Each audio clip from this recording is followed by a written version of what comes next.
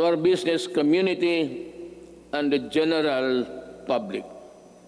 We assure you that the landmark ease of doing business and efficient government service delivery act has been gaining momentum. We are closer to eliminating over-regulation in government services. Frontline processes, including consular services, processing of building and business permits, and the services of overseas Filipinos and seafarers were streamlined. Passports and driver's license validity were lessened to ease the burden of the public. We received a BBB plus credit rating despite ASEAN credit rating downgrades and negative outlook revisions in the worldwide.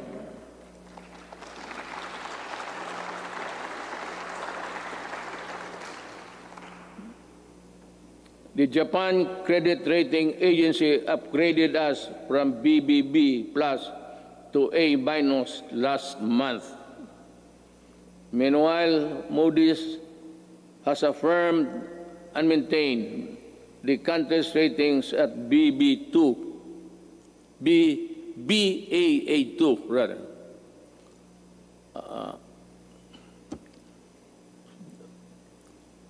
To understand, because with the light I have mine eyesight is not as good as new. Our fiscal position is strong, our economic fiscal management prudent, and our banking system robust. We are in a better position to weather the crisis caused by COVID-19 global pandemic.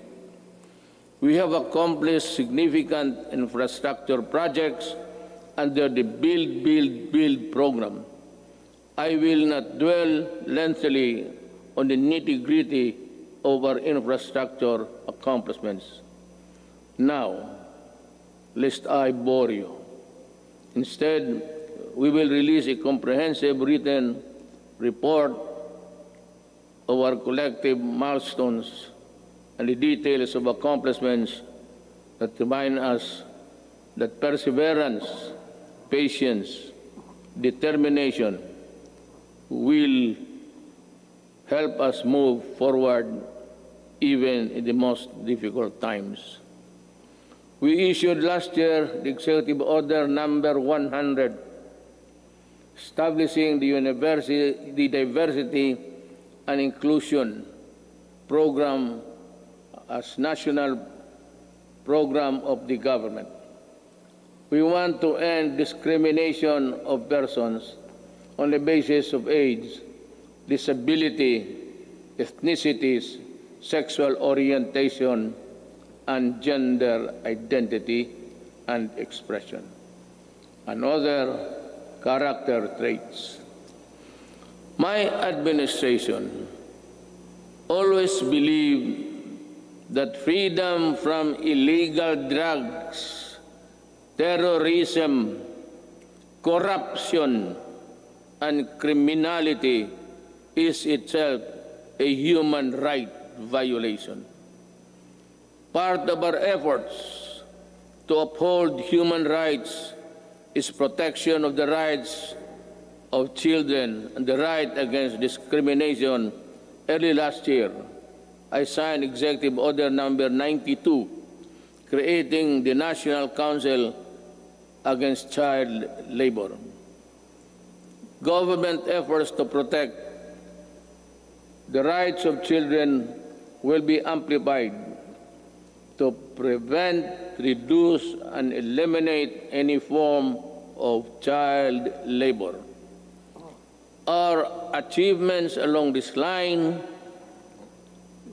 will have been extolled by an overwhelming number of fellow member states in the UN Human Rights Council during its recently held 44th session last June.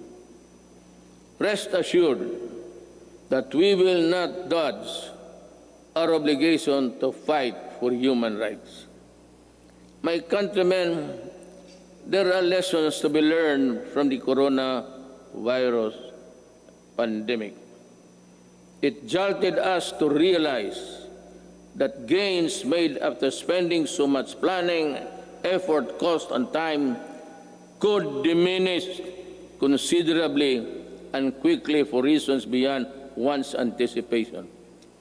That it is much easier to destroy than build, that in a crisis of national proportion that affects every aspect of human life, government needs to have the support and cooperation of the people if it is to succeed in battling the cause of that crisis. That there are people who ask for compassion but show none themselves. That life, after all, is fickle like the weather. The gains we achieved for the first 3.5 years were put to a test when the pandemic suddenly struck the global community. While I am aware that the road towards a comfortable life would all be far easy if the pandemic had not occurred, and around the rest of the world we suffered.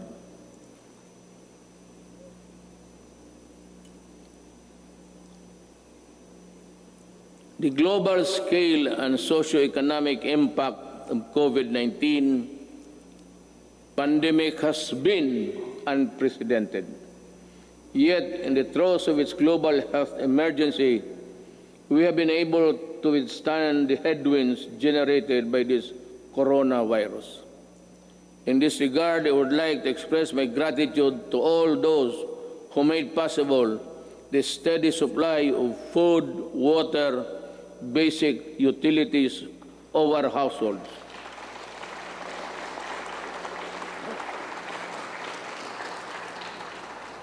And the provisions of basic social services and financial assistance to our people.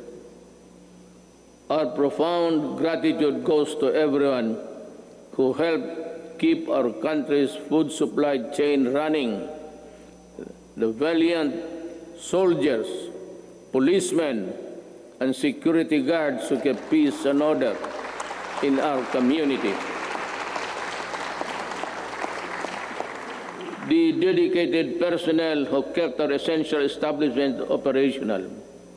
You showed us kindness and selflessness. You gave us strength. You risked your own lives to serve the greater good in keeping the Filipino spirit of bayanihan.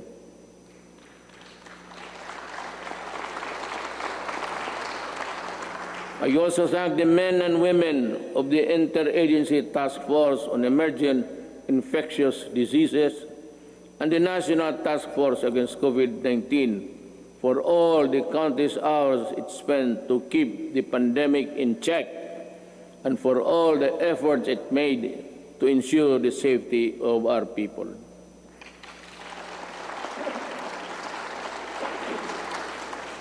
Let me also recognize the efforts of the local government units that step up and initiated their own response measures to contain effects of COVID-19 and its impact to their constituents have been impact to its constituents. The shadow says it's a period there. I know exactly the difficulties you are undergoing. I pray that the officials of each LGU in our country, from the barangay to the autonomous regions, would set aside partisan politics and selfish interests to do what is right and good for all. Likewise,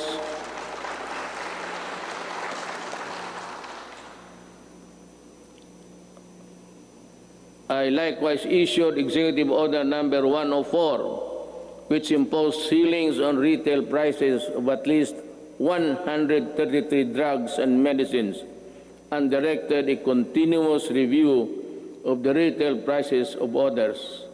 This proved to be providential now that we are facing a pandemic. To everyone who helped us in this time of great need, maraming salamat po.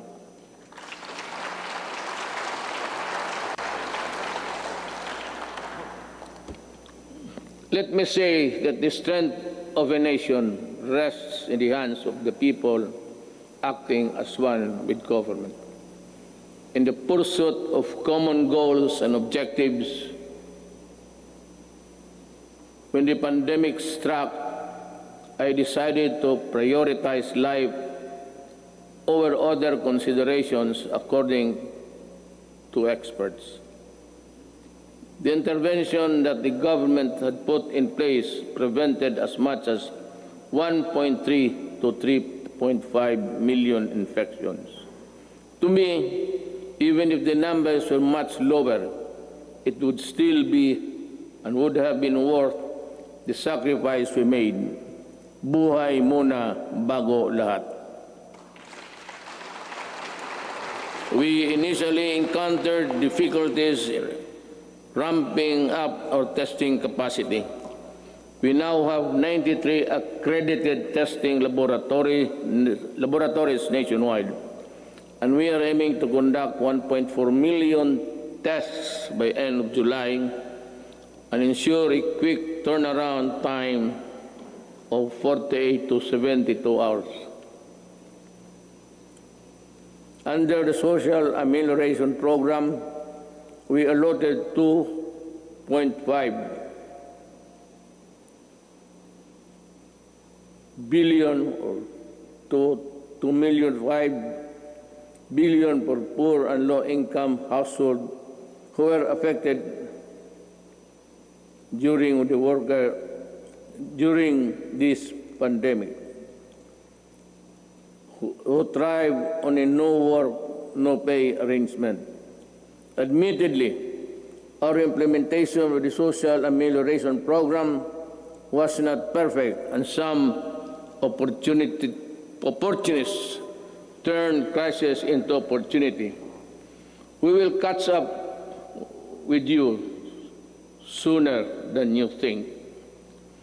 We came up with the COVID-19 Adjustment Measures Program, extended financial assistance to over 650,000 affected individuals in the formal sector, 110 OFWs abroad, and almost 83,000 repatriated OFWs were also provided temporary wage employment to displace marginal workers through the TUPAD project.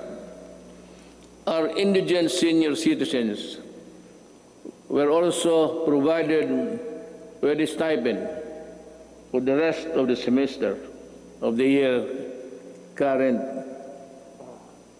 year. This health emergency stretched government's resources to its limits. In response to the Office of the President, worked closely with Congress for the quick passage of the Bayanihan to Heal as One Act. May I again reiterate my thanks to you, the men and women of Congress, for the effort you invested in passing that law. I hope that we can get some or the same treatment of clarity, purpose, and the fastness to support the passage of the Bayanihan Recover to Act as One, which is supplement funds for recovery and response against the impact of COVID-19 pandemic.